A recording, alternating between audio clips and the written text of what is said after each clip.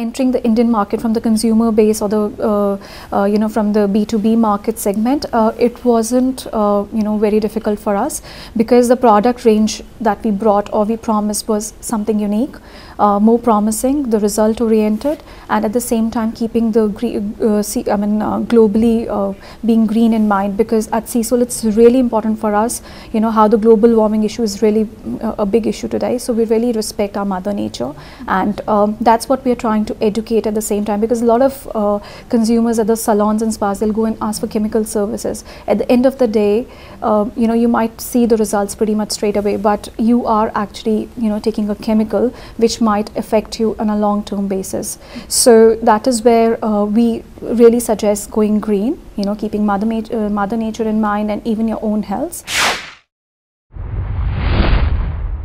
I come from Australia. I'm an Australian. So exactly 2 years ago, from the same show was our launch, where we stepped into the Indian markets.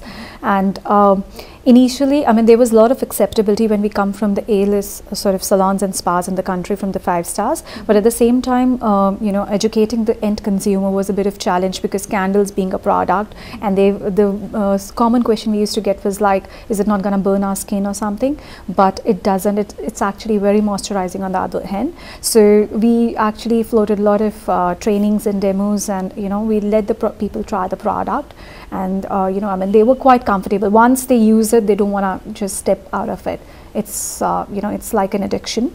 At the same time, yes, challenges we have faced a lot, because in India the biggest problem is that word of mouth really works for people, and if a friend next door tells them this certain product is good, they'll just go and buy it without even realizing if it really works for their own skin type or not. Basically, scrub candles are made with the Dead Sea salt, and the wax that we use is the vegetable wax to procure those candles, and they're completely organic, as I said, no chemicals used. Even kids can use it. I've got 2 little ones, so they use it pretty much every day, and it's really good for removing the tan. Moisturizing the skin. So basically how it works is it actually opens the pores of the skin, and the Dead Sea minerals enters the 3 layers of the skin deep, and sort of mineralizes the inside of the skin, so basically heals the inner layers. And being a waxy product, it locks the moisture inside the skin, so the hydration level of the skin actually increases over the period of time.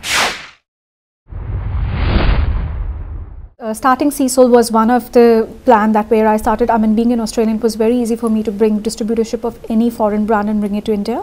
But that is where I took that initiative of traveling the world, different countries, picking up each and every ingredient. It's pretty much handpicked by me. Dead Sea minerals from Israel, argan oil from Morocco, goji berries from US, noni fruit from Hawaii Islands, plant stem cells. So we have put the technology and this, the ingredients available worldwide together into a line which really works, which is organic, which gives the results at the same time, and it it sort of works to. The most important thing is that it works for the Indian skin type.